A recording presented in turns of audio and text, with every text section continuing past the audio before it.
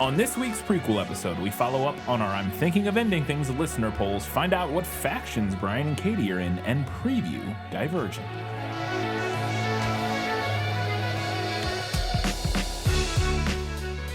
Well, welcome back to another episode of This Film Is Lit, podcast where we talk about movies that are based on books.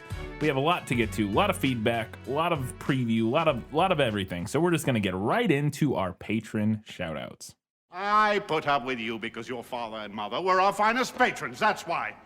We have 3 new patrons this week, all coming in at the $5 Hugo Award-winning level, getting access to that bonus content, which includes most recently our Drop Dead Gorgeous review and discussion. So if you want to hear that, go check it out over on patreon.com/thisfilmislit. Our new $5 patrons are Will Brackett, Kristen Tipping, and Matt Earn, or Ernie? Earn, one of the two. Not exactly sure. But thank you all very much for supporting us at the $5 level. Hope you enjoy all of that bonus content. And thank you for your support. And as always, our Academy Award-winning patrons are Vic Dangerously, Matilde, Steve from Arizona, Paul, Jeff Niederhofer, Teresa Schwartz, Ian from Wine Country, Winchester's Forever, Kelly Napier, Gray Hightower, Gratch, Just Gratch, Shelby just learned about POTUs and changed her mind. No cryptid is off the table if flying fluffy potato aliens exist. That darn skag, V. Frank, and Alina Starkov. Thank you all very much for continuing to support us. Have you ever seen a POTU? Yes. They're just little owls, right? They look like Muppets. Yeah, they do look like Muppets. They're very weird and very cute. Thank you all so very much for continuing to support us at the $15 level. We really appreciate it. Katie, let's see what people had to say about I'm Thinking of Ending Things. Yeah, well, that's just like your opinion, man. Well, the people had to say quite a bit. Quite a bit. So we'll get right into it. On Patreon, we had 2 votes for the book and 2 for the movie. This will be a recurring theme. Charlene said, "It sounds really interesting, but not anything I'd be able to stick with beyond the length of maybe a Twilight Zone episode or a short story. And even then, it might be too much for me, at least in this season of my life. Also, every time you mentioned the janitor, I kept picturing the janitor from Scrubs, which just put me in mind of a whole different tone of pseudo-surrealism." Yes, very different version of the janitor, that's for sure. Absolutely. Knife wrench. Anyways. Matilde said, "I went with the book, and I ended up with a lot more thoughts than I expected about both versions. I usually enjoy Kaufman's movies, but he is also a frustrating screenwriter. His movies are fun, original, and tight until the 3rd act. Then they either fizzle out, adaptation, or devolve, being John Malkovich. He managed to carry his idea through in Eternal Sunshine. I should see if that's the case in his other more recent movies, because I feel like he accomplished it here as well. I liked a lot about this movie. The performances were great. David Thewlis and Toni Collette are great at being unhinged in different ways. And the editing and cinematography were on point for the themes. I particularly enjoyed how Lucy and Jake's dialogue was cut just so you feel like their lines overlap each other's a bit too much to be normal, but it makes sense once you know they're the same person just thinking. My main issue is that Kaufman is original but really not subtle. The visual clues were effective but way too obvious for me, and they almost felt like a caricature to me, especially during the dinner scenes. The overacting and hysteria at times ruins the overall topic and cheapens it. Kaufman is very good with the absurd, but I found it the wrong fit here. Basically, I would have loved the movie more if I hadn't read the book before. On its own, it's great. As an adaptation, it deviates the mood, the message, and the impact of the book too much to be successful. I happen to love literary books. When the vibe works for me, it's the kind of books that I will sit with, read and read lines over and over again. This one hit me the right way. It was like a quiet tragedy and overall very well written. I only found it scary towards the very end, in the school. Before that, I just felt very connected to the narrator and to the story as a whole. I thought the girlfriend was actually more realized in the book. As much as she is too admirative of Jake, she's coming off like a very natural, genuine woman in her voice. I have to give credit to the author, and maybe to Jake if that's how he sees her. The line is blurry here. I loved how well that stream of consciousness was done in the book, how the thoughts keep popping or hopping around. An incredibly well done exploration of the mind, surprising for a first book. The slow unraveling and how depression and loneliness can creep up or seep through any conversation or moment felt realistic to me. I like that the girlfriend is not a fantasy so much as she is Jake, just an attempt at self-examination, more so than that in the movie. She started off as an imagined girlfriend, but she ends up very much being part of his psyche. It was a dialogue in his head, like a real train of thought can be for some people. I also enjoyed the dialogue interludes. They were like little breaths that I needed. Plus, they address a much-needed outside perspective on suicide and its aftermath. The incomprehension, the surprise, the sadness, etc. It opens up the story and gives the reader another angle to attack it. I even appreciated the 4 pages of What Are You Waiting For? I skipped them on my first read. On my second one, I stayed with them, and I don't know, they work and they gave me a good gut punch. TLDR, they're both great works. I just connected with the book more, and its style was a better service to the theme than Kaufman's. Interesting. What do you think about her feelings on the book? I mean, obviously, it's... maybe it was just more of Matilda's cup of tea than it was mine. Yeah. I think the themes were different enough for me in the book and the movie to where like the stylistic differences didn't really bother me. Yeah, that's kind but of I can see where like if you prefer the themes the way that they're done in the book, then you would probably prefer how the book is doing things over the movie. Yeah. I say I will slightly disagree with at least my interpretation of the movie, or what I got from the film. The one part where I like that the girlfriend is not a fantasy so much as she is Jake, just an attempt at self-examination, more so than in the movie. I don't think, maybe more so than in the movie. It's hard for me to argue with that because I didn't read the book, but I think that's very much what she is in the movie, and it feels very much that way in the film to me. Like I definitely felt like she was, yes, she starts off as an imaginary girlfriend, but she ends up being a part of his psyche, I think. And I think I tried to kind of get to some of that in the review about how she is literally voicing things that he thinks, but in kind of from a different perspective. I think the movie actually did a pretty good job of having her be this sort of unique, but very much part of Jake's mind. Mm-hmm. I don't know. I guess that would be the only, and maybe it's not a major disagreement. That very much came across to me in the film that she is basically just a he's not creating a fantasy girlfriend. He's using her as an outlet for a part of his, like a part of his psyche. Yeah. And I think that goes back to what I was saying when we touched on what I was kind of thought thematically what the movie was doing with a man foisting his opinions, his point of view onto the women in the fiction that in this instance it's Jake foisting it onto Lucy in this fictional fantasy that he has created.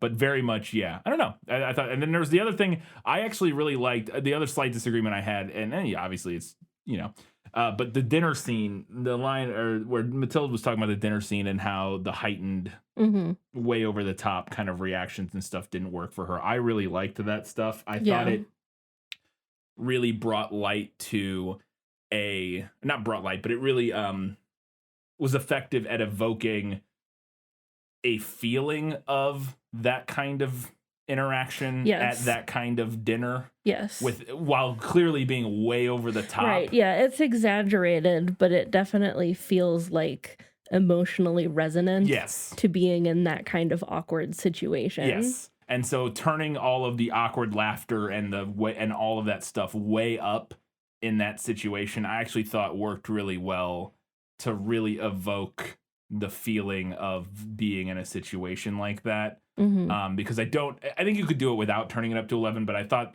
for whatever reason that scene I thought really worked, even though it was kind of dialed way up to absurdity. And yeah, I don't know. It's interesting. Again, without having read the book, I can't really compare those two, but I did. I don't know. I really liked a lot of, and I haven't seen any of his other films, so I can't compare them to that either and see, how the other films that he's done, which a lot of people talked about, his earlier movies. Mm-hmm. He didn't direct a lot of them. He just wrote them, Yeah. which I was unaware of. But anyways, we'll get into some of that here in a minute.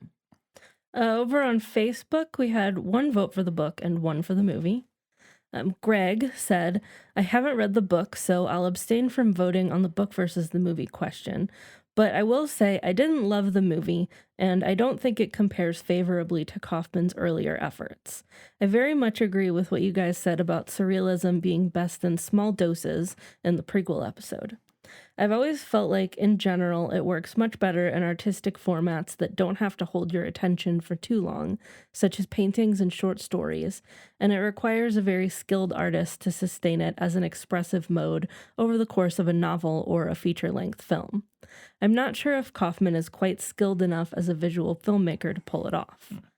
One thing you didn't mention about his earlier movies is that he only wrote and didn't direct them. I love Adaptation, Being John Malkovich, and Eternal Sunshine of the Spotless Mind, which are similarly chock full of surreal elements, but I think one of the biggest reasons those movies work so well is that they were collaborations by Kaufman with Spike Jonze and Michael Gondry. Oh, Michelle, I guess. Yeah, Michelle Gondry, who are both really visually imaginative directors who know how to create imagery that's trippy but still manages to convey ideas coherently, and thus cuts through some of the inherent pretentiousness of Kaufman's style. Kaufman's visuals I find a lot less interesting, and in most cases a bit too plain to prevent the pretentious framing of his ideas from starting to grate on me by the end of a 2-hour runtime. Okay, I just real quick, I'm going to jump in here. This is a very long comment, and I'm really glad you sent all this, Greg. But I disagree. I really thought the visual style of this film kind of worked perfectly for what the movie was doing. Again, just to clarify, I have not seen those earlier movies other than Eternal Sunshine, parts of it. I like clips. I haven't seen the whole, but I've seen like scenes from it. But I've not seen the whole movie. But I thought his sort of, again, his plainer style in this movie, I thought worked great. I thought it heightened the absurdity. I think if the visual style were more interesting or more kooky, yeah, or just more inventive or more ridiculous or whatever, I think it would have. I don't want to say it would taken away from what the movie was doing, but I definitely think the simplistic sort of slow, because there's a lot of lingering shots, there's a lot of slow pans, there's a lot of center framed stuff where we're just sitting on a character, but I thought that really heightened the moments of I think that allowed the fucked up editing, the intentionally fucked up editing, and the intentional other things they were doing in the edit and in the dialogue and stuff to come across. I think if we had an incredibly visually inventive cinematography style and the shots were like really over the top and I'm not saying they were like really over the top, but it was more inventive than what the movie was doing, I think that would have maybe been too much. Like, I think that might have overwhelmed the subtlety of what the film is doing with the dialogue and with the editing. And so having it shot maybe like a more kind of boring traditional, and I think the other thing, it's kind of shot like a more boring traditional horror film to some extent. Yeah, well, I was thinking too, like that one of the other things about this movie is that it is riding a line on horror. Yeah, and so I think using the style that, because it does at times evoke some like, what's his name? The guy who did The Witch and stuff. Is it David? No, because I always think The Witch is Ari Aster. It's not. Yes, it's not David Lowery, is it? No, David, because David Lowery is. It might be David Lowery. Because I always confuse the Witch guy with the guy who did The Green Knight, who did Ghost Story, and I think that's David Lowery. I can never remember which one's which. Yeah, David Lowery did a Ghost Story in The Green Knight, which is not a far off comparison either, I don't think. But Robert Eggers, it reminded me more of like some of Robert Eggers' films, not all of them necessarily. I haven't seen The Northman, But I think that style, again, because the movie is kind of pretending to be a horror film, and not Yeah. even pretending, kind of just is like a thriller and a horror film. I think the very subdued nature of the way it's shot amplifies that. At least it did for me. Obviously, your mileage may vary, but Greg went on to say, "What is the point of this movie? That lonely people often project their fantasies onto strangers? That people often second guess their life choices? That memories and one's grip on reality change as our lives pass? That men sometimes have romantic main character syndrome and treat women as supporting players in their lives rather than full partners?" yes, all of those things and more things, I think. Yeah. Yeah. Um, I've seen movies that make all those points in ways I find more coherent and satisfying without the self-indulgent fantastic asides, including some of Kaufman's own work. Kate Winslet's character, and it has an impassioned speech at the end of Eternal Sunshine, which I at least found to be a much more direct and effective articulation of the feminist point this movie could be taken to be making. I haven't seen that, so I'll have to take your word for it that could be the case. But yeah, I think that is definitely, it is saying all of those things. And I don't know if I don't think I found anything in this movie particularly self-indulgent, fantastic asides. I'm trying to think of what scene I would even categorize as that. Anyways, I don't know. It's interesting. It's an interesting read of the film. Okay, Greg went on to say, "I'm also not sure the themes of this movie really lend themselves well to a surrealist style. I think surrealism is really effective at conveying raw emotions that don't really add up rationally, which is one reason it works well in horror movies, comedies, and romances. Things don't need to add up for a movie to be effective at scaring you, making you laugh, or conveying romantic giddiness. But thrillers, the genre which this movie seems to take its cues from, are a plot-driven genre that generally works most effectively when the details add up, and social critiques about issues like gender dynamics are rational constructs. To me, at least, the plot details don't come together here. If Lucy is a romantic fantasy Jake has conjured up, why is she given such a prominent internal monologue that repeatedly expresses such strong doubts about him and their relationship?" Okay. So I think there's a couple things going on here. We didn't discuss this in the movie, and I had a note about it, or I didn't have a note about it, but I meant to bring it up. Why is she even such a prominent internal monologue that repeatedly expresses such strong doubts about him and their relationship? That is Jake's internal monologue. Yes. The recurring doubts. So the title, and maybe Greg will get to this. There's a line about it later, but okay, I'll get to this in just a second because they do seem to address it here in just a few sentences. Her strong internal monologue is Jake, and there's a deep sadness to the fact that even in this fantasy, Jake's fantasy love interest doesn't want to be with him. Yes, this fantasy love interest that he's completely conjured out of nothing. Yes, for himself, even in his fantasy, doesn't want him. He can't imagine a person wanting to be with him. Yeah. So I think that's kind of, and then more specifically, he touches on a line here in a minute that I didn't want to talk about, or didn't mention in the episode specifically how this tied in, but I wanted to mention, and this will be a good point. So continue. Okay. Why is contemplating dumping him literally the first piece of that monologue we hear? Why does she repeatedly argue with him? I also thought their interactions came off as a painfully real representation of a flawed relationship, and I'd think a lonely guy conjuring up a fantasy romance would come up with a more idealized version of one. And again, that's what we just were addressing. Yes. And then continue. One could certainly argue things are good.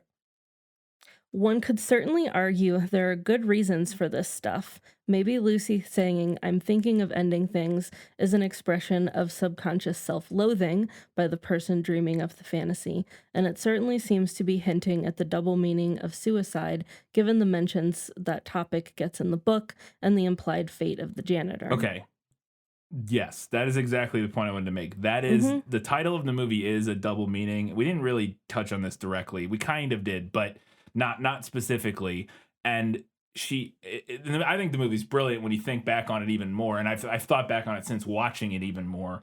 I'm thinking of ending things. She constantly throughout the movie, when she voices that thought, she always draws attention to the fact that it's like this intrusive thought that she has. Mm-hmm. And she goes, there's that thought again. She does the same thing in the book. Yes. She's like, there's that thought again. And that is Jake's thought. In this fantasy, that is Jake's suicidal thoughts. Yeah. Breaching into this and becoming applicable to the situation that she is in.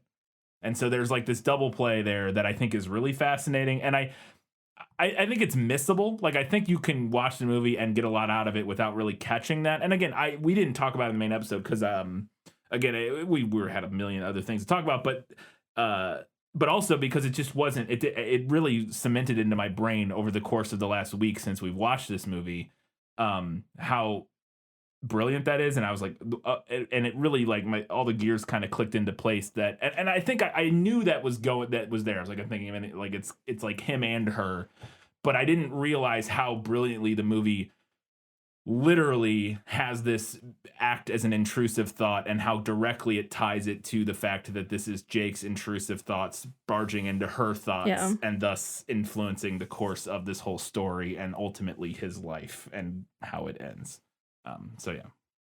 Okay, so Greg then went on to say, but for me, the movie didn't quite do the work to establish that, so I ended up still asking the questions instead. Brian was also spot on about the last 20 minutes being where the movie is going to go off the rails for some people. The comparison to Get Out also occurred to me over the first hour or so of the movie, as it was similar not just in setup, but right down to some specific motifs and tropes. The long, tense car ride into the countryside by the person going home and the out-of-their-element city dweller, the undercurrent of tension in the conversations between the couple, dead animals and the potential symbolic significance thereof, a sense of mounting creepiness once they arrive at the house and meet the family, the basement the main character is asked not to go down into. But for me, at least, the third act of that movie did so much more with that build-up than the third act that this one did. Not just in being more dramatically satisfying, but also in making an interesting, thought-provoking statement about a major social issue. I honestly felt like that movie did more to make me think about racism than this one did to make me think about sexism, because it was less muddled, no less smart, but far more pointed.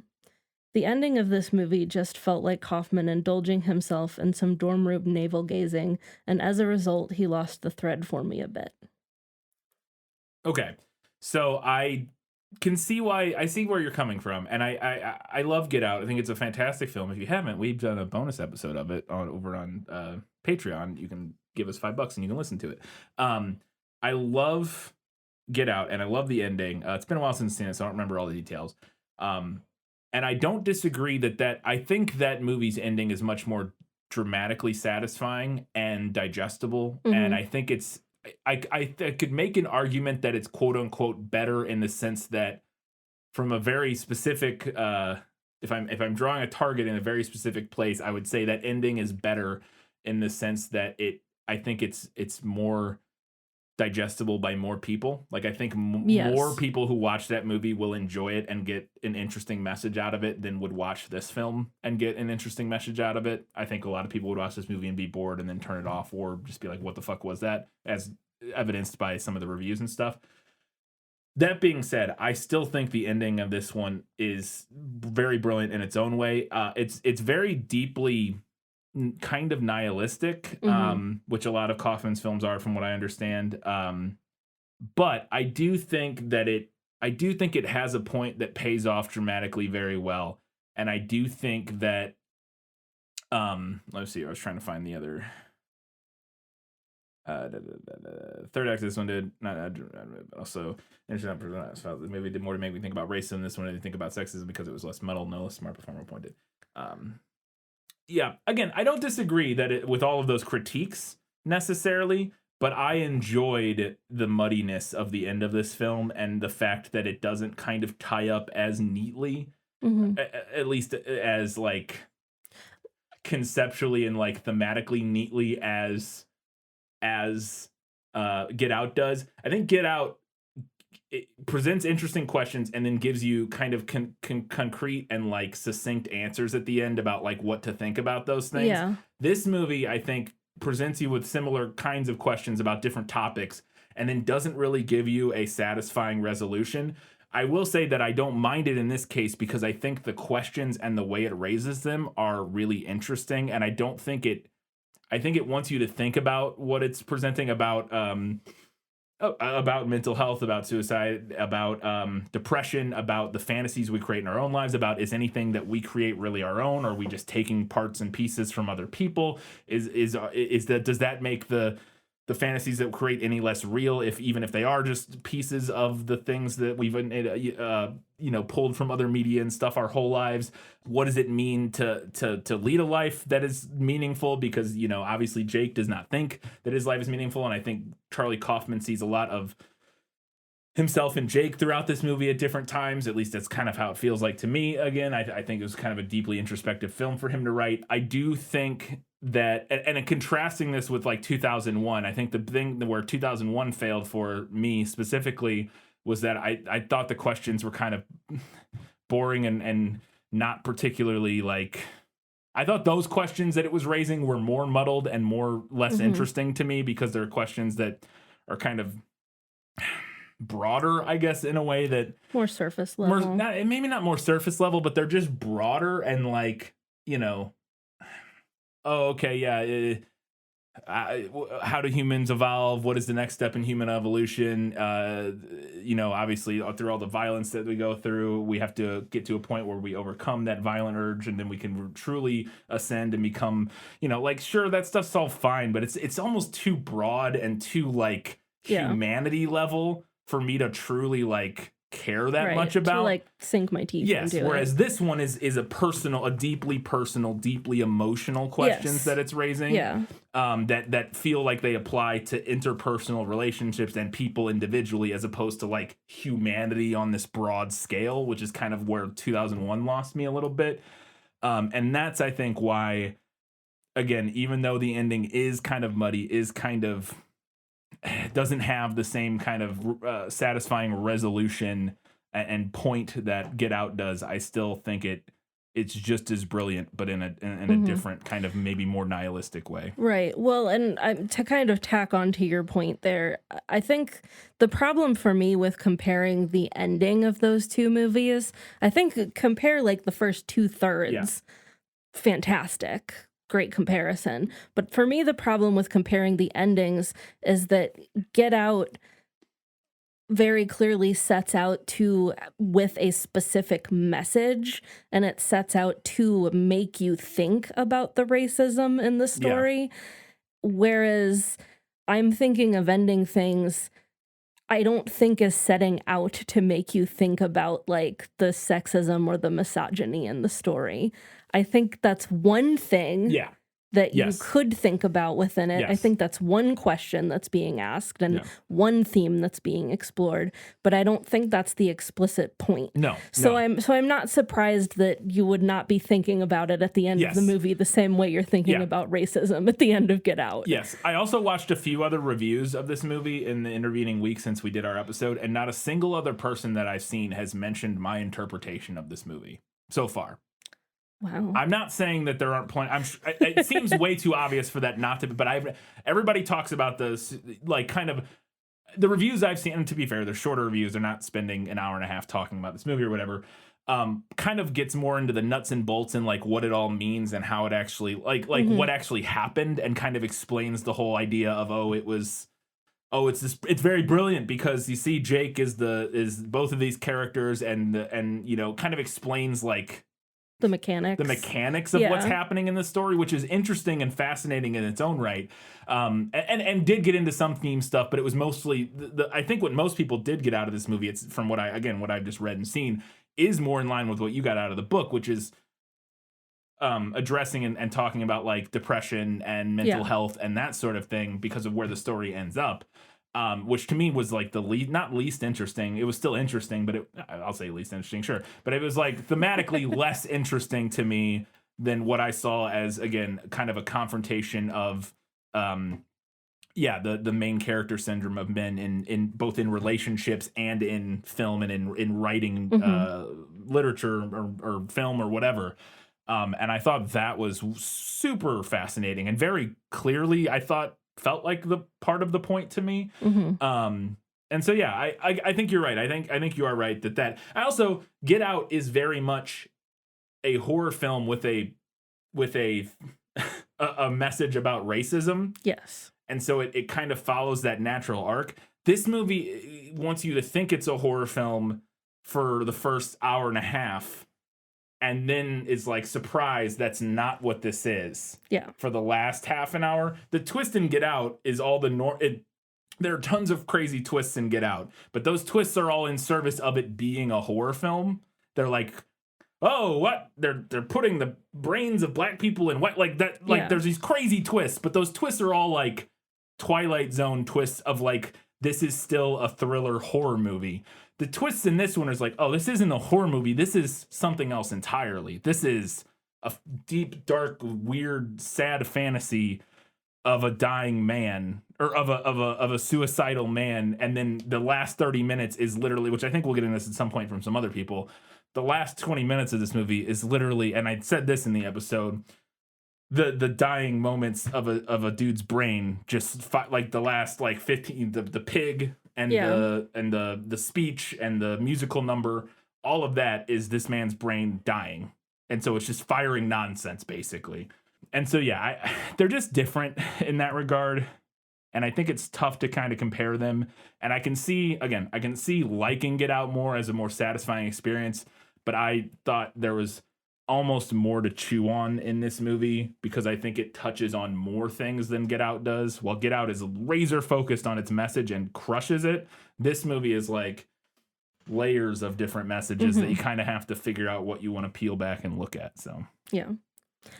Okay, so Greg's last little note here was, P.S. I noticed that in Jake's childhood bedroom, there's a collection of Pauline Kael essays, and so I thought Lucy's monologue about a woman under the influence might be taken from her review of that movie. I looked it up, and indeed it is. I did read that afterwards, that is from, her, she's a very famous critic, so.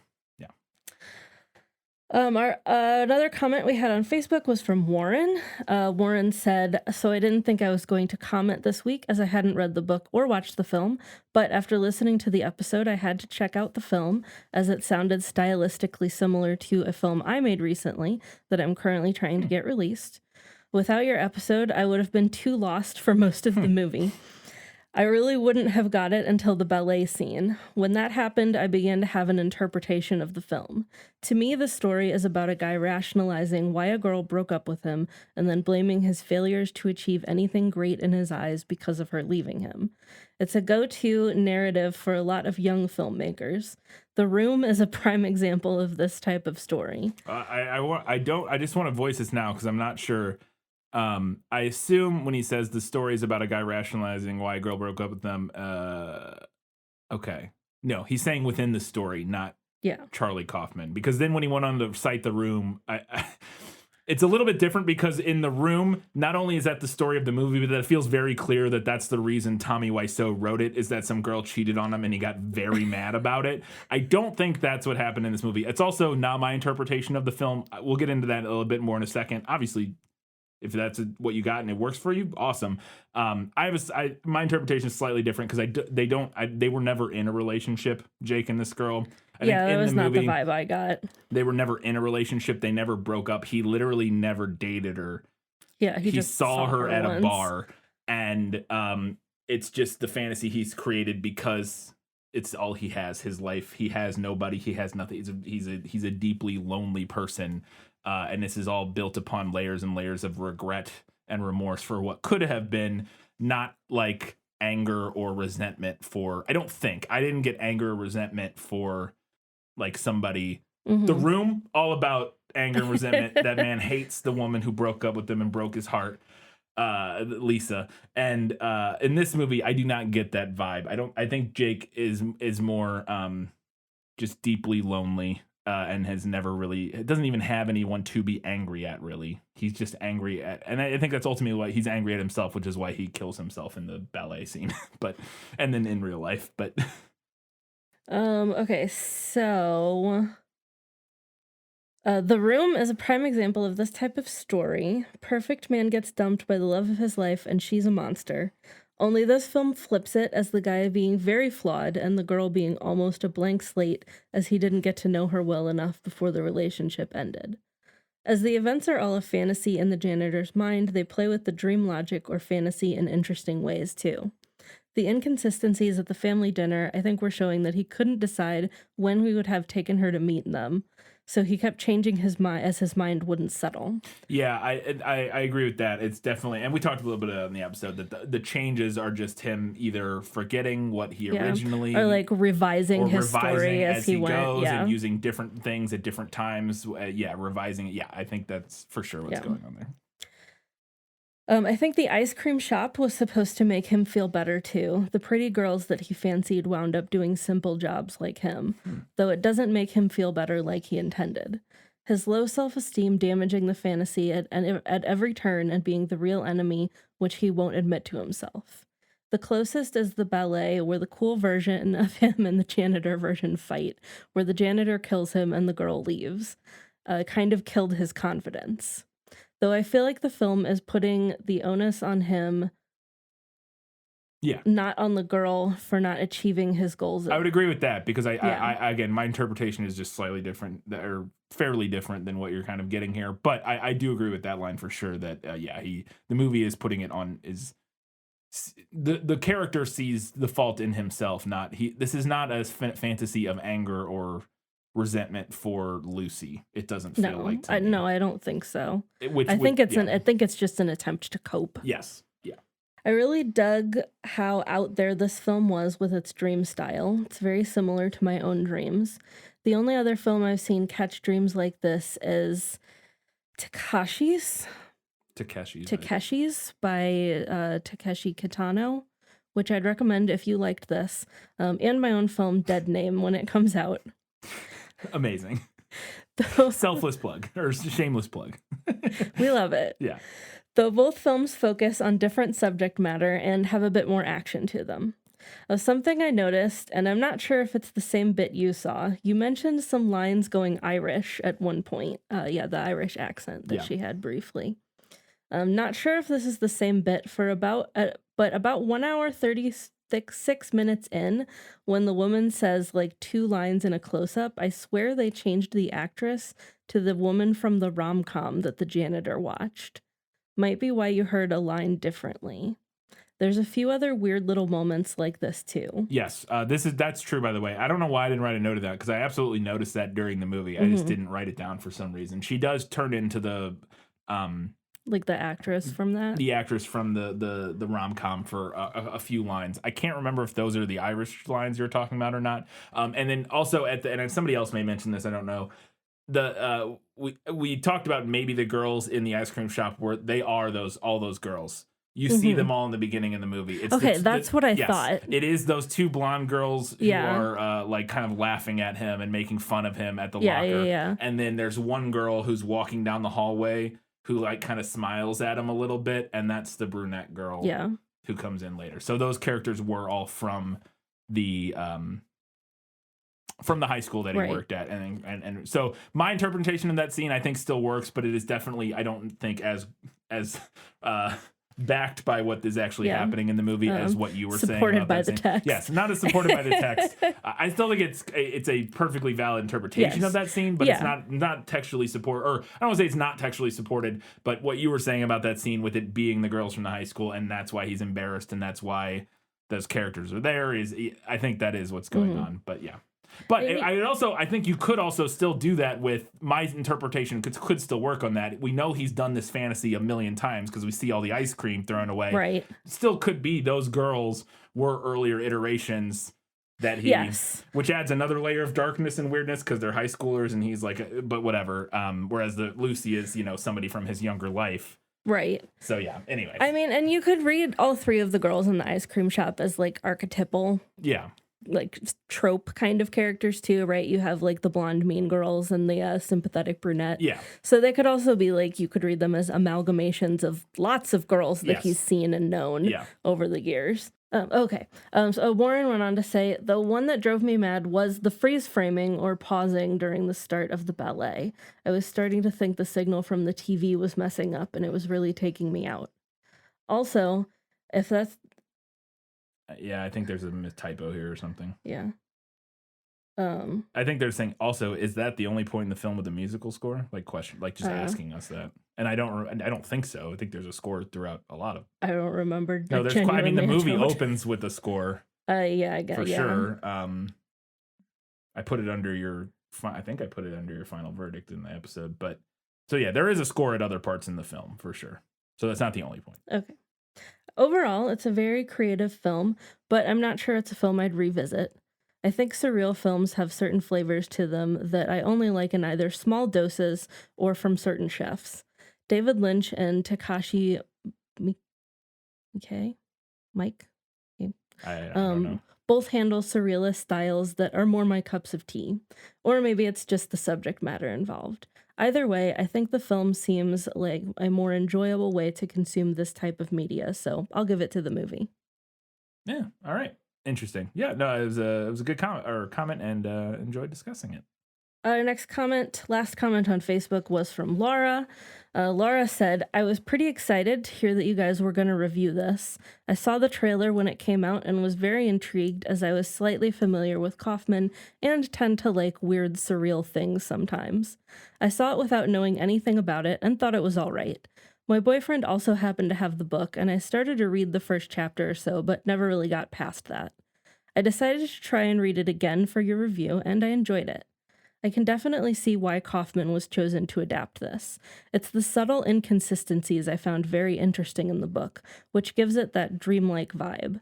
I only watched about 30 minutes of the movie again, and I could already see how faithful of an adaptation it is, with Lucy basically reading off the first few lines of the book. I would say I agree with the final verdict that the movie is better for adding the visual element, and I agree with Katie that the repeated "what are you waiting for" line felt a little eye-rolly. Yeah. It's that one's definitely good mixed reviews. Reviews. But yeah. Over on Twitter, we had 2 votes for the book, 2 for the movie, and 2 listeners who couldn't decide. April Edmansky said, I think both the film and the book are great. The book just goes more thriller while the movie adds whimsy. I was legit scared reading the book, but couldn't put it down. Then when we watched the movie, I got way too high on pot, so that kind of ruined the experience. Yeah, this is not a high movie. No. This would not be a good one to watch high. Not at all. That would not be good. Very bad idea. Our other comment here was from Kelly Napier.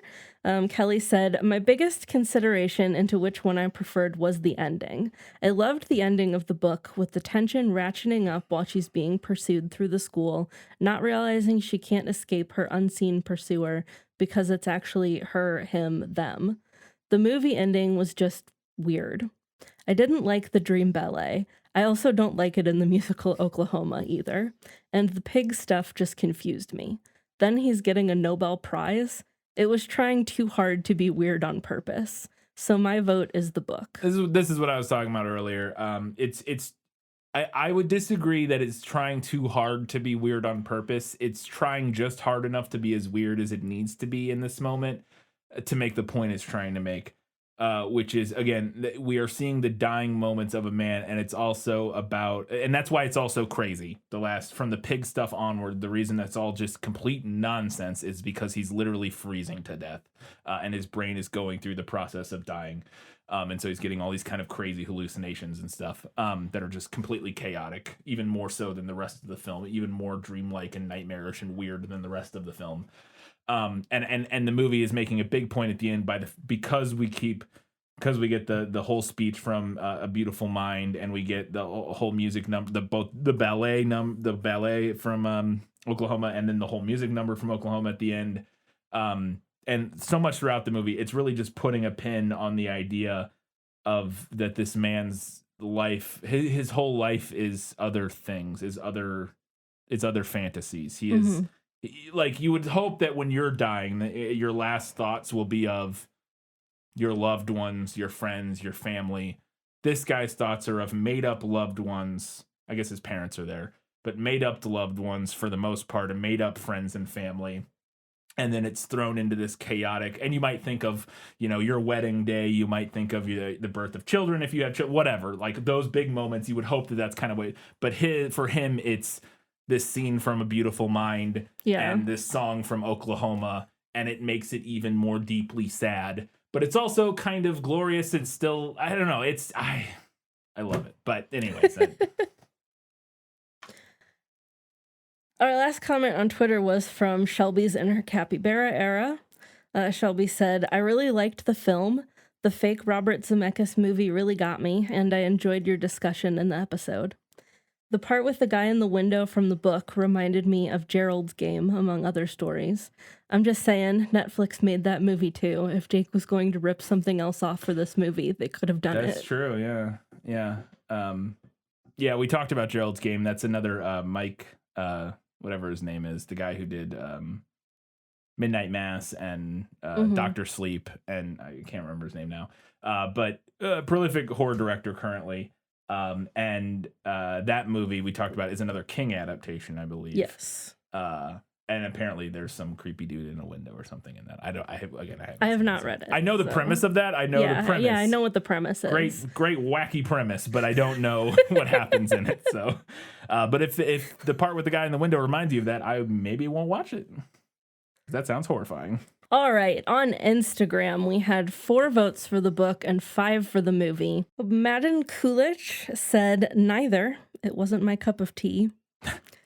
Fair enough. Fair enough. Again, I understand it if this is not a person's cup of tea. Totally. I would never try to convince somebody they should like this movie. I'd be happy to talk with somebody about this movie for hours and see if I could get them to like it. But I totally get why some people are just like, no.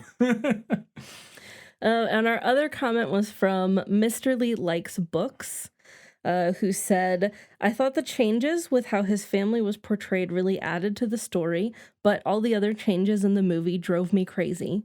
My husband really had no idea what was going on by the time it was over. I had to explain everything since I had read the book. Ultimately, I didn't think the book was that special.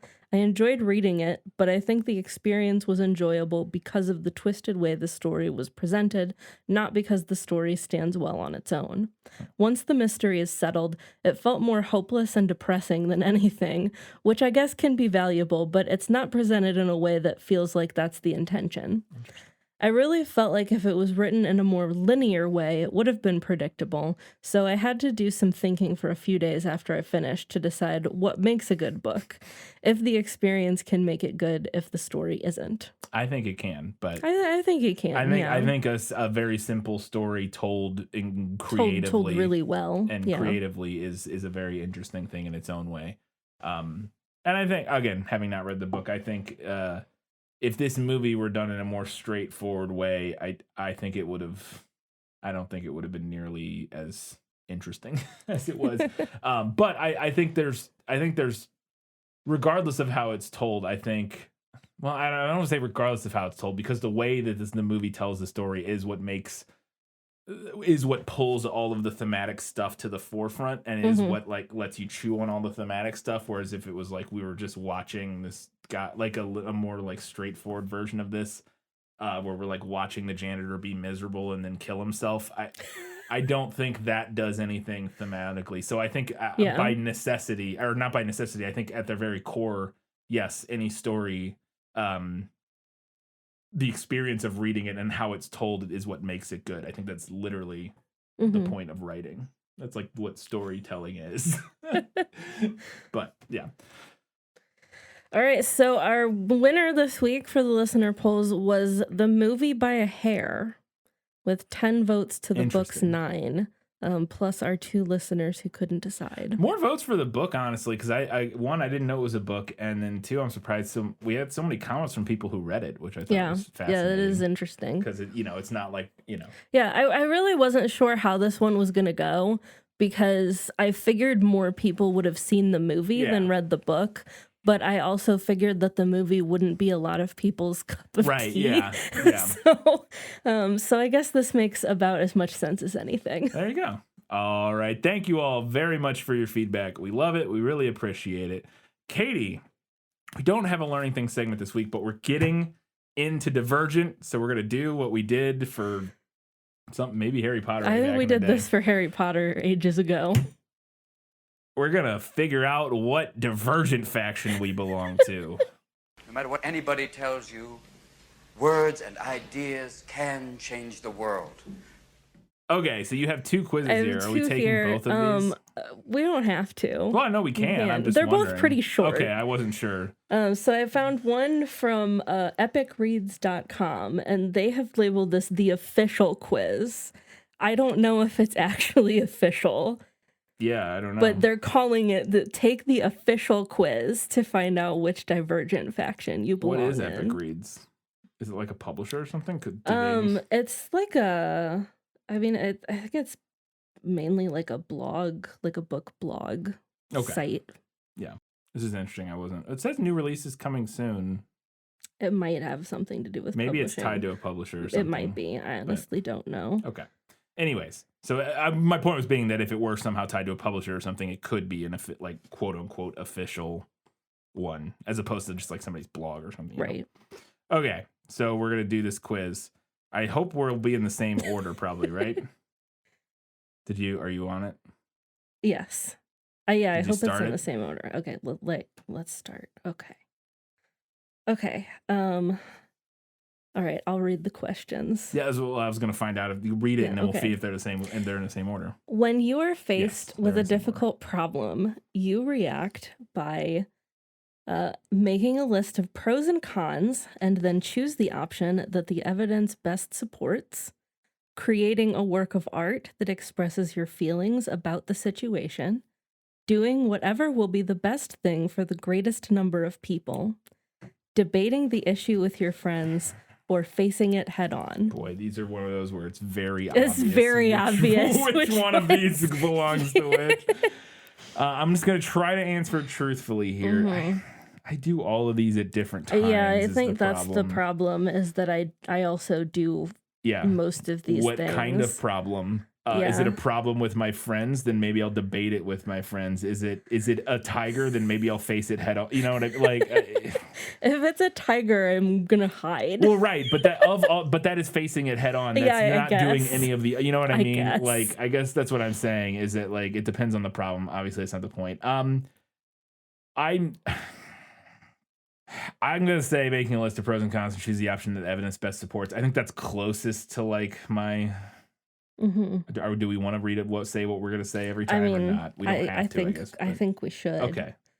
I'm gonna say creating a work of art that best expresses your feelings about the situation, because I think if I were working through something really tough, my tendency might be to like write about it or like talk aloud to myself about it, which is kind of like writing about it. It's close. Yeah. Next question. You most want your friends and family to see you as someone who is willing to make sacrifices and help anyone in need, is liked by everyone, is trustworthy, will protect them no matter what happens, and offers wise advice. This one's the easier to me. I'm just going to say is trustworthy. I think that's of those that one fits me the most. I'm going to go with will protect them no matter what happens. Okay. If you had to select one of the following options as a profession, which one would you choose? Judge, firefighter, scientist, farmer, humanitarian. Incredible. It's just incredible. Of those, I would say, I mean, I did at one point was going to go to school to be a chemist, but there's a reason I'm not a chemist right now. Honestly, I think that the job that I would choose if I had to pick from one of these would honestly be humanitarian. I think that that could mean a lot of things. That's what I was going to say. I think is interesting about this one is that you have 4 like very kind of specific things, and then humanitarian. Be nice. Yeah. And that's why I picked it. Honestly, I'm gaming the system here a little bit and saying that like maybe I could be a humanitarian documentary. Like I can film, like I can do something in my wheelhouse that is humanitarian or something. I don't know. I did used to be a teacher. That's kind of like being humanitarian.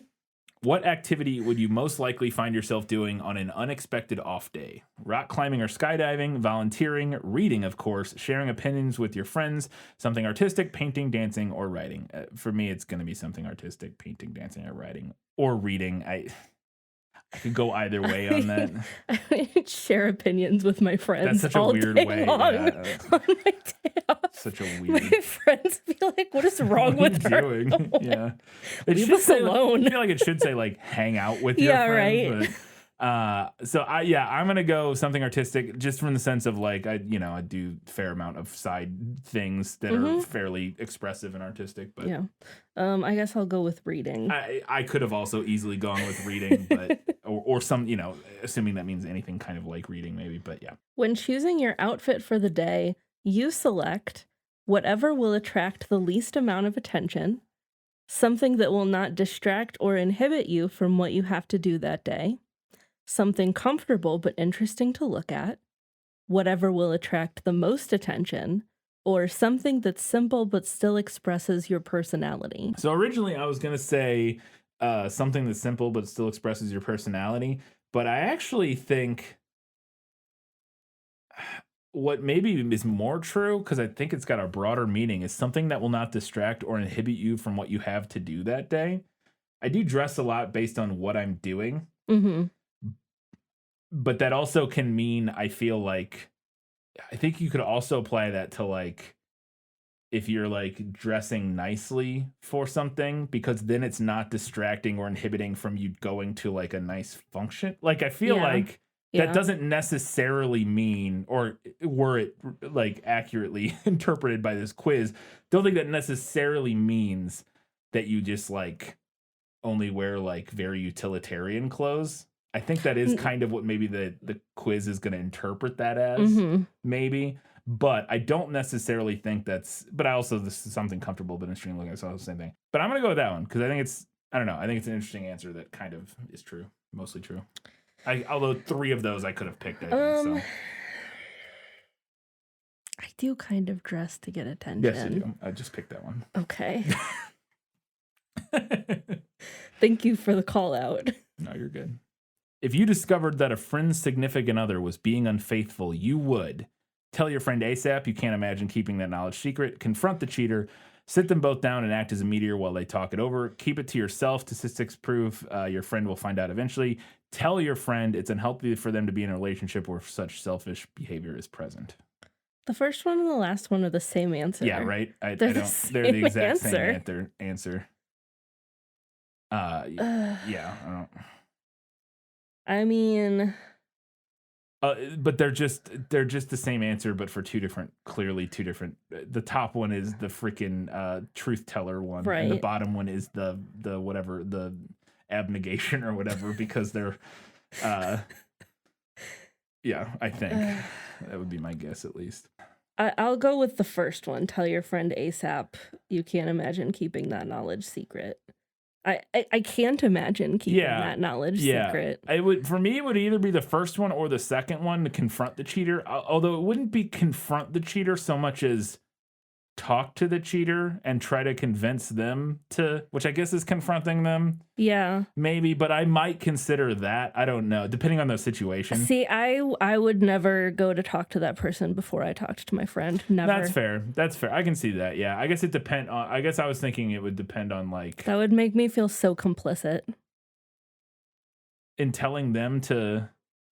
In going to talk to that person without like telling my friend. It would make me feel like, it's not a rational feeling, I guess, but it would make me feel like I was like part of the secret, I guess.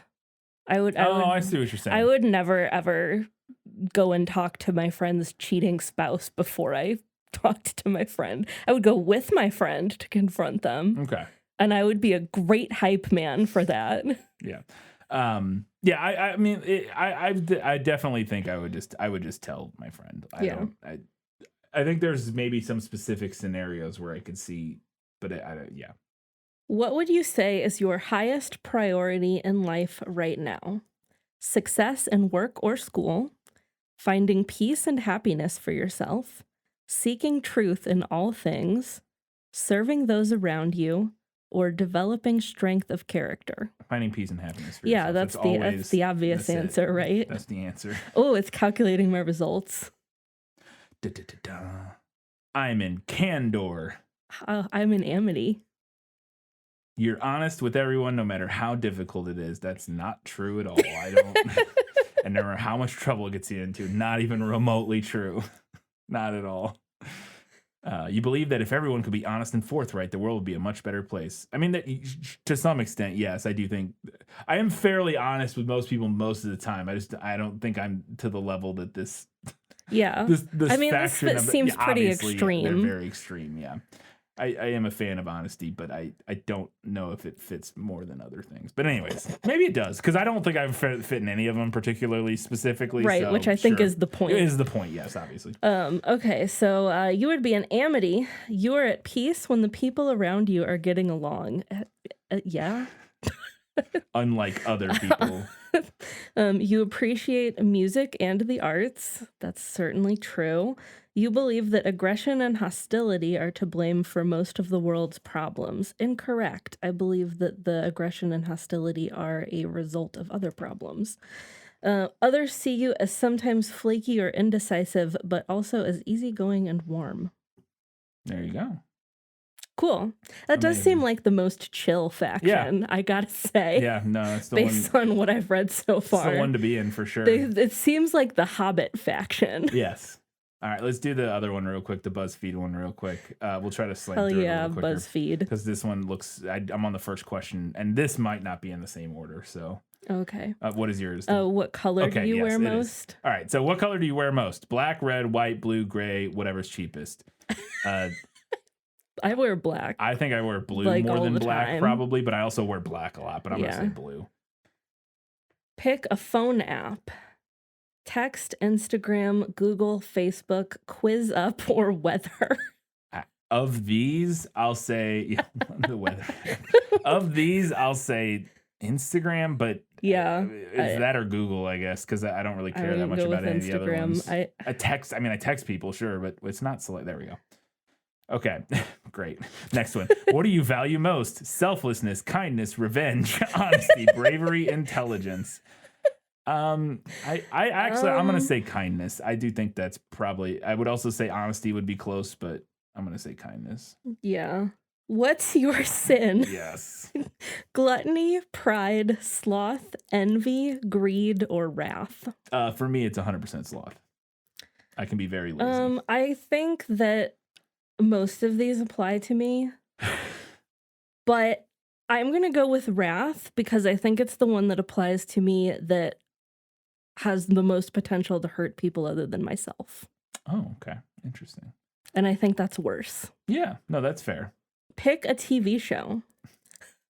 Breaking Bad, Game of Thrones, Law and Order, Girls, Revenge, or I Don't Watch TV. Okay, well, of these, it's got to be Game of Thrones for me. Despite the final season and a half or whatever, but it is what it is. Like, I mean, Breaking Bad's a great show, but I'm not picking. I watched it once. I'm good. It's an excellent show, but yeah, I'm picking Game of Thrones.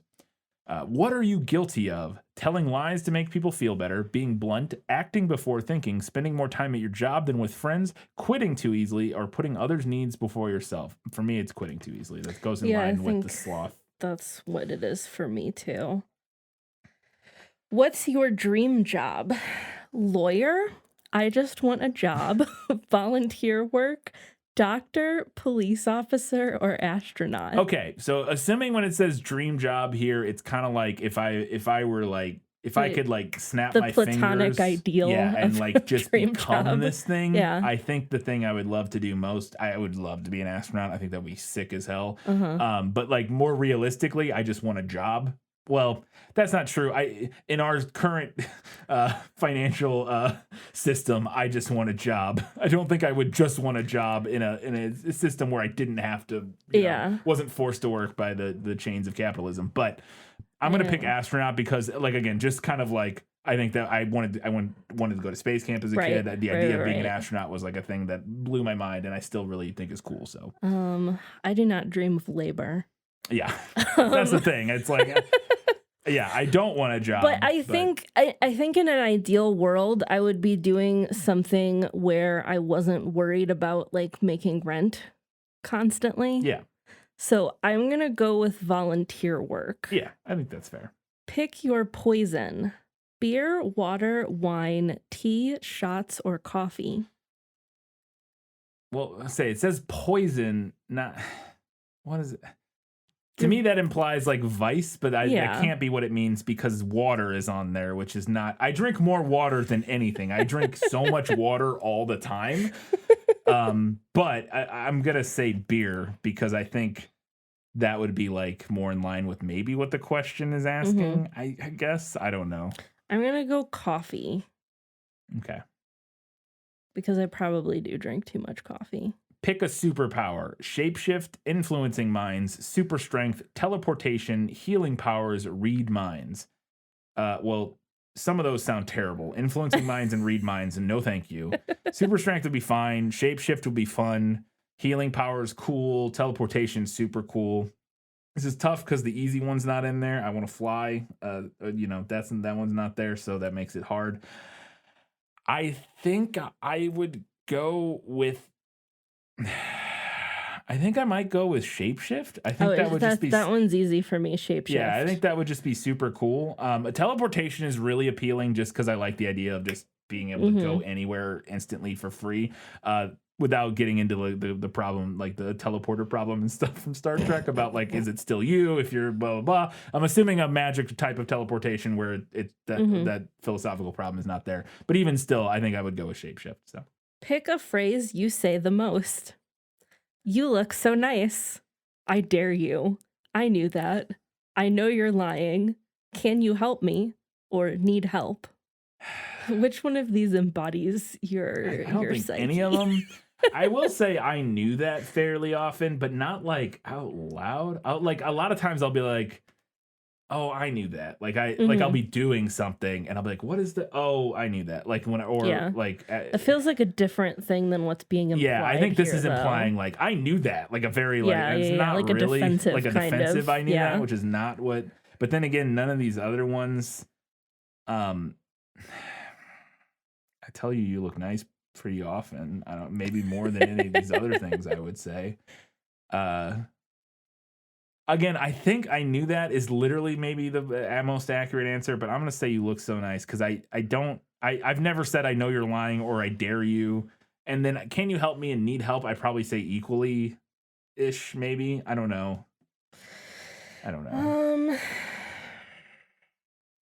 This is the last one, by the way. I just got my results.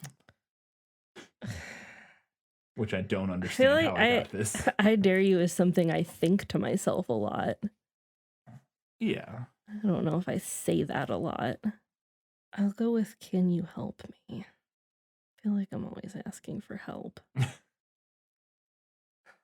Okay, where'd you get sorted? I got Dauntless too. I don't know how. I don't feel like any of the... I don't feel like... I'm trying to go back. Okay, so you look so nice can't be Dauntless. Shapeshift, maybe? Beer, probably. Beer was probably. Astronaut, I guess, would have been one. Yeah, maybe. I don't think Quitting Too Easily would have been. No. I guess Game of Thrones might be Dauntless, which is dumb. I don't buy that at all. Sloth would not be Dauntless. Oh, I bet Wrath did it for me. Yeah. I think I could see I have 3 maybe that would fit that. Oh, and I also you said did black. I said I wear black. So I think we just probably had slightly like one more that fit Dauntless than any other. We probably had like 3 Dauntless answers and like 2 of everything else. So it was like, well, you're Dauntless. I feel like in the spirit of the books, these quizzes should tell you if you get equal answers for more than it really one. should. It really should. I want to know if I'm divergent. Yes.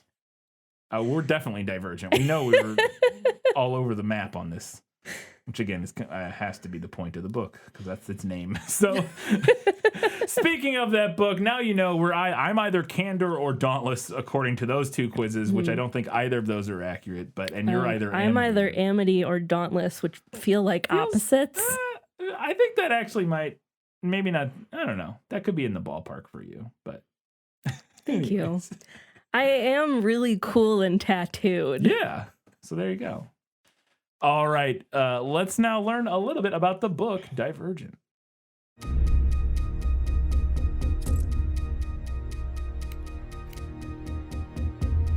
You nervous? How are you? For your test? No. I was terrified. The only way our society can survive is for each of you to claim your rightful place. Today, you will take a test that will help you discover who you truly are. The future belongs to those who know where they belong. You ready?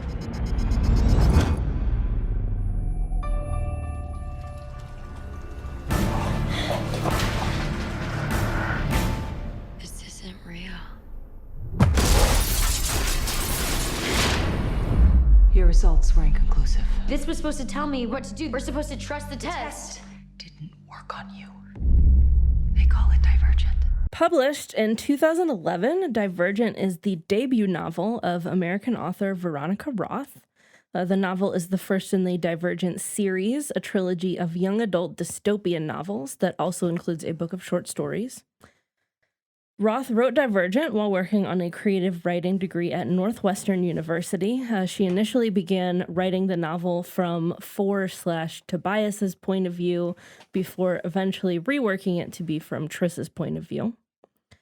The novel is set in a post-apocalyptic Chicago, although Roth has indicated that this was not her original intent, stating, quote, "I wrote the rough draft and I felt like it needed a more grounded sense of place, and I looked at the city I had described, which is all these trains constantly moving and this lake marsh and these rivers, and I realized that it was Chicago already, and it was just because that's the city I've known and loved the longest." The novel tackles common young adult themes such as identity, adult authority, and coming of age, as well as common themes in dystopian literature, such as the exploration of social structure and the effects of violence and fear. Though the novel does not maintain overtly Christian themes, some readers place the novel's themes within that context due to Roth's open declaration of her religion as a Christian. In the acknowledgement sections in the book, Roth emphasized her Christian faith, writing, quote, "Thank you, God, for your son and for blessing me beyond comprehension." So this has brought about commentary from many different groups, both Christian and not, positive and negative from both sides. For example, when reviewing the novel for the Christian ministry Breakpoint, Sherry Early described Roth as a Christian and the novel setting as, quote, "post-feminist, maybe even Christian." Which I kind of love. She also said that though the novel is not overtly Christian, it follows a Christian point of view because it, quote, "fights against the restrictions placed upon her by a controlling and totalitarian state." I get what you're saying, but also you don't own that, Christians. That is... Throwing off the shackles of your oppressors, I get it. Like, I get where you're coming from. Also, not remotely modern Christianity in America in the slightest. Not even a little. Not even a little bit. But also, you know, that's just like a very that's like the most base common human thing, maybe. Is like a lust for freedom and individuality and, a desire to not be under... authoritarianism. Most of the like pull quotes and stuff that I saw from like Christian commentators, it basically boiled down to, well, she's a Christian and the books are kind of Christian, but it's like not Christian enough. For us. We'll see. We're both only like 100 pages. We're not super far into it yet. We'll see how we end up. Reading we may that. agree and be like, oh yeah, some Christian stuff, but we'll see. But on the other side of the aisle, reviewer David Edelstein, writing for Vulture, also noted the novel's Christian undertones, observing the book's treatment of intellectuals as following a tendency in larger Christian culture to question intellectual pursuit, particularly of the sciences. noting that the intellectual erudite faction are largely depicted as control-hungry villains pitted against the more conservative coded abnegation faction, which is depicted as righteous and merciful. Yeah. All that aside, in a more general sense, Divergent received mostly positive reviews upon publication. In a review for the New York Times, Susan Dominus wrote that it was, quote, rich in plot and imaginative details, but also compared it to other such books in the same genre as The Hunger Games, and said that it did not exactly distinguish itself. That's fair. Similarly, critiquing the, quote, simplistic, color-coded world, book list reviewer Daniel Kraus still positively concluded that the novel was full of, quote, gutsy action and romance, and called it a spin on Brave New World. Which is that is interesting, because I had not thought about that, but I think you could read it as a spin on Brave New World. Like a very, a YA, Yeah. If I was a really disingenuous Twitter poster, I would see that review and be like, blow up about this idiot reviewer comparing Divergent to Brave New World and saying what an idiot they are, when clearly they're just pointing out the fact that they share a little bit of similarities in like the setting and what's going on, and not in fact comparing. Anyways, I'm sorry. I'm just mad at Twitter people always. The book debuted at number 6 on the New York Times Children's Chapter Books bestseller list in May of 2011, and it remained on the list for 11 weeks. Divergent also won Favorite Book of 2011 in the Goodreads Reader Choice Awards, and it won the senior category of the 2014 Young Reader's Choice Award. It was also number 1 in the Teens Top 10 vote in a contest sponsored by YALSA. Interesting. So. All right. There you go. That's a little bit about the book Divergent. Now let's learn a little bit more about the film Divergent. You can't let them find out about you. They're always watching. You have to hide, or they'd never expect to find you.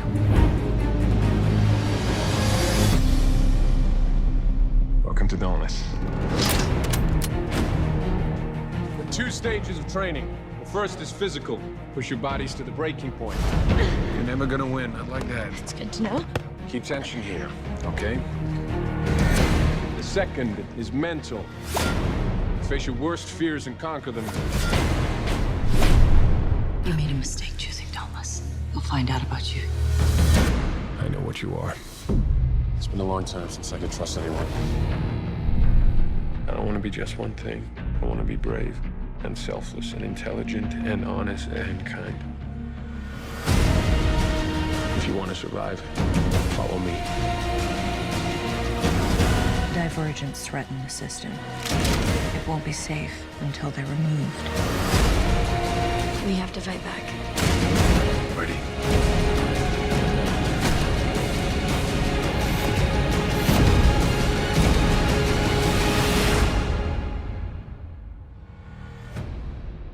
Divergent is a 2014 film directed by Neil Berger, who's known for The Illusionist, The Upside, Limitless, An Interview with the Assassin, among other things, and written by Evan Dardy, who wrote Teenage Mutant Ninja Turtles, the 2014 one, Snow White and the Huntsman, Tomb Raider 2018, among other things, and also co-written by Vanessa Taylor, who did 3 pretty good episodes of Game of Thrones, also was a co-writer on The Shape of Water, and co-writer on Hillbilly Elegy, which is apparently terrible from what I've heard. Well, it was actually nominated for some awards, but it's a lot of people do not like it. Yeah. Anyways, the film stars Shailene Woodley, Theo James, Ashley Judd, Jai Courtney, Ray Stevenson, Zoe Kravitz, Miles Teller, Tony Goldwyn, Maggie Q, Mekhi Phifer, Ansel Elgort, and Kate Winslet. So quite the cast. Mm. It's pretty wild. And some of them, people that went on, maybe not went on to do, anyways. Ansel Elgort, Miles Teller, and Zoe Kravitz were very surprising to me. Had no idea. Those are 3 very big names now. Yeah. And I had no idea they were in this series. So the film has 41% on Rotten Tomatoes, 48 on Metacritic, and a 6.6 out of 10 on IMDb. So not particularly well viewed. And it made $288.9 million against a budget of $88 million. Mm. Wasn't really nominated and didn't really win many awards other than some Teen Choice Awards. Getting into the production, Summit Entertainment bought the rights to the book in March 2011, which was 1 month before the book actually released. So they bought the rights before the book came out. Neil Berger was then brought on to direct, while Evan Doherty and Vanessa Taylor were brought on to write over the course of the next year. Doherty would say of the screenplay, "I get hung up on the toughness of the movie, but of equal importance is the love story between Triss and Four. It's inherently and inextricably linked to Triss's character journey. There will be plenty of sexual tension and chemistry, but it's important that all of the stuff doesn't just feel like it's thrown in, but that it all helps Triss grow as a character." He went on to say, "It's tricky because the book is a very packed read with a lot of big ideas, so distilling that into a cool, faithful 2-hour movie is challenging. Not only do you have to establish 5 factions, but you have to acknowledge that there's a 6th entity, which is the Divergent, and you also have the factionless. So there's a world that really has to be built out for the big screen. The movie is going to do it a little more efficiently." Veronica Roth, after reading the script, would say of it, quote, "Reading a script is a really interesting experience. I've never read a script before. I was really impressed by how closely it stuck to the general plotline of the book," end quote.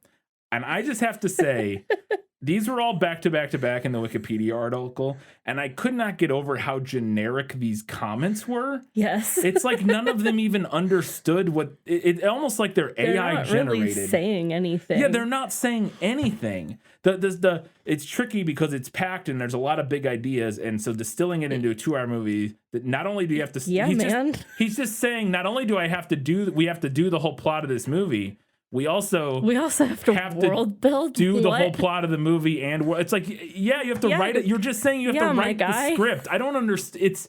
It's such surface level nothingness that it's like, I'm like, what is this? There'll be plenty of sexual tension and chemistry, but it's important that that stuff doesn't feel thrown in, that it all helps her grow as a kid.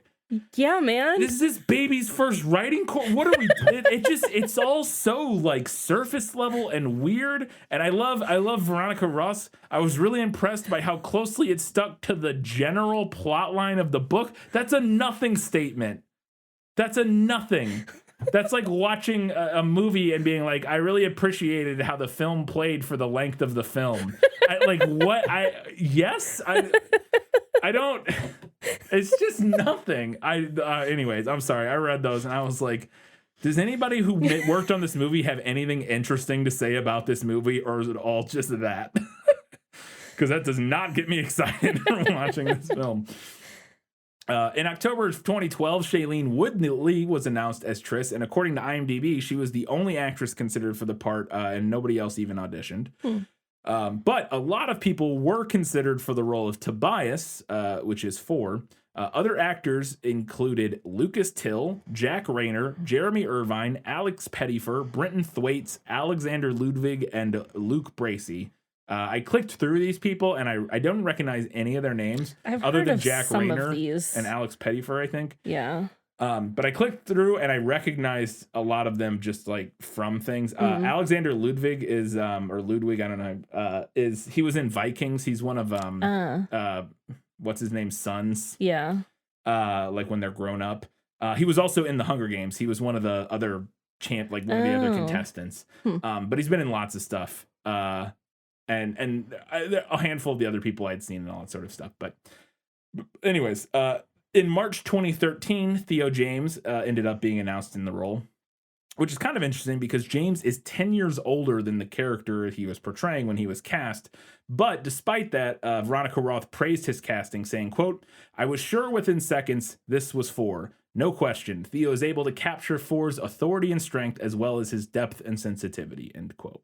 And Theo James, if you don't know who that is, where I recognized him from is we watched White Lotus not too long ago. He's in the 2nd season of White Lotus. He's the boyfriend of the like ditzy girl, like the two couples. Not Aubrey Plaza's boyfriend. The other couple. He's the guy that I jockey, thought. Deucey guy. Yeah. He was the guy that I thought was going to be a Franco, but then he wasn't. Yes. Okay. That's Theo James. And he was great in that show. Yeah. He's great as that kind of jerky, brash character. So I could see him fitting potentially. I don't know much of 4. I've only seen him for a few chapters, and chapters are 4 pages long in these books. So I have I don't know if you noticed, my notes are it's like I have 2 notes a chapter because they're so short. So short. But Kate Winslet was cast as Julianne, I believe is her name, who's one of the erudite evil lady or whatever. And she was interviewed and asked about playing an evil or bad character for the first time. And apparently this is the first time. And Kate Winslet said, quote, "I'm no idiot. The idea went through my head that I've never played a baddie before. I was almost kind of surprised," end quote. And I said, "Hard disagree, Kate. You're a baddie in every movie." Moving on. So filming began in Chicago on April 16th, 2013 and concluded on July 16th of 2013. Virtually all production took place in Chicago. So many of the interior locations were at the CineSpace Chicago Film Studios. But they shot some parts of the choosing ceremony at the 17th Church of Christ Scientist, which is a Christian Scientist church in downtown Chicago. With the outdoor shots for that taken at Pioneer Court, which I assume is near Willis Tower or whatever, because that's where the choosing happens in the book. They talk about it specifically. They also filmed at the Navy Pier Ferris wheel, but they turned the whole treated the whole area with dirt and stuff to make it look aged and old. They also shot at 57th Street in Ellis near the University of Chicago, at Federal Street near the L tracks, and at Michigan Avenue. They also filmed some scenes at the University of Chicago's Joe and Rika Mansueto Library. So there you go. Apparently, there's a scene in the movie where Tris punches Peter and in the throat, and he makes a sound. That sound is genuine, according to this fun fact. Woodley didn't want to hurt Teller as they were doing this, but as filming continued, they got more and more aggressive. And during one take, Woodley actually hit him in the throat, which Teller wasn't expecting, and that this is apparently the take that they used in the movie. So the sound of him going or whatever is something to watch out for. Yes. Also, according to IMDb, Theo James did all of his own fight stunts and had no stunt double on the film, which seems insane. I don't know if I believe it, but maybe there's not that much. I don't know. Maybe it's not anything particularly crazy, but and Kate Winslet was 5 months pregnant during filming. So keep a lookout for all the classic hiding a pregnancy filming techniques. It'll be like watching season 5 of New Girl. She just carries a giant tote bag the entire movie. Bag, a pillow, sits on couch. She always has a pillow on her always lap. Standing behind a counter. Yeah, chest high counters everywhere. Yeah, refrigerator doors open whenever, she's always talking from the refrigerator, stuff like that. So as I mentioned, the film got mixed reviews. Here are some of them. Bruce Dionnes of The New Yorker called it, quote, barely diverting, end quote. Jordan Adler of We Got This Covered said, quote, it was a plotting and generic dystopian drama. Comparisons to other franchises were also popular amongst critics. Andrew Barker of Variety said, quote, unlike the Harry Potter series' tangible, fully dimensional Hogwarts or the Hunger Games' colorfully variegated districts, Divergent's vision of New Chicago doesn't have much to distinguish it from a standard issue post-apocalyptic pick. Peter Travers of Rolling Stone wrote, quote, at least the Hunger Games spawned 2 terrific movies and a breakthrough star in Jennifer Lawrence. On-screen Divergent ignites only indifference.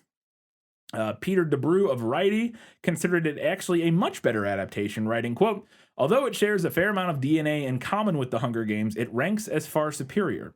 According to Todd Gilchrist of The Playlist, quote, Woodley makes for more than uncertain enough of a hero to add detail and meaning to the implosion of this world, adding, quote, there's little artifice to her performance, and the mundane honesty of her actions create a believability that the world would otherwise lack. On Theo James's performance, Gilchrist said, quote, he manages the considerable accomplishment of seeming like a real grown-up man, end quote, and that he was 10 years older than his character, but anyways, and quote, he makes the character's transformation from hard-ass to collaborator seem natural, if inevitable. Drew McWeeny at HitFix said, quote, it helps that they got Woodley and James in the leads. Woodley's like a walking empathy battery, wide open emotionally, easy to read, and enormously appealing. Also adding that James is, quote, incredibly natural on screen. Orlando Weekly's Sam Allard gave the film a 3 out of 5 rating, praising Shailene Woodley's performance, but he said, quote, by saying, quote, she rescues and then raises up a film that could have been an utter disaster, end quote. Michelle O'Sullivan of the Washington Post thought the film was actually better than the book, saying, quote, "It's a rare movie that is as good as the book on which it's based. It's even more unusual when it's better," end quote.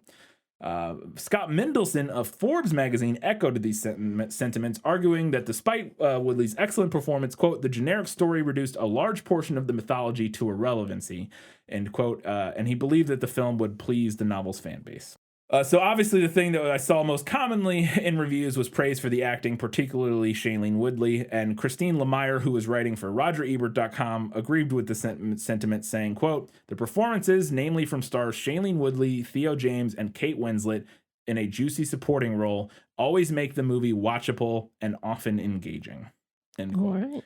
So mixed reviews, but the performances are supposed to be good. Well, So I mean, we've got a couple comments already on social media talking about the movies being bad, but after last summer, surely nothing. Nah, I'm sure they'll be fine. Be worse. I'm sure than they'll last summer's summer series. Wildly fine. Yeah. So neither of us are very far into this movie, but I did want to mention, because I do think this is kind of a funny story, that I had previously read at least part of Divergent once before, like closer to around when it came out. But I read it laying on my mom's couch running like 101-degree fever and hopped up on cold medicine. So I genuinely do not know how much of my memories of this book are real. That's fair. And what is a fever dream. We will find out. We will find out. We'll find out as we finish it. So yeah, like I said, I'm about 100 pages in, and it's fine so far. We'll see. I don't dislike it, but it's just kind of seeing where we're going, just building the world, and it's fine so far. But yeah, I have zero expectations. So surely, I don't know. We'll see. We'll see what happens. As always, you can follow us on all the social media platforms. Just go find us there, that stuff. You can also drop us reviews on anywhere you're listening to the show. We'd really appreciate that. And as always, you can support us on Patreon at patreon.com/thisfilmislit. Katie, where can people watch Divergent? Well, you can check with your local library or a local video rental store if you still have one. Otherwise, you can stream this with a subscription to HBO Max, DirecTV, or Cinemax. Or you can rent it for around $4 from Amazon, Apple TV, YouTube, Vudu, Redbox, or DirecTV. There you go. That's it for this prequel episode. Go read and watch Divergent and join us back here 1 week when we're going to see what this whole deal is. Yeah. Dive in head first. We're going to jump off that building into that black hole abyss.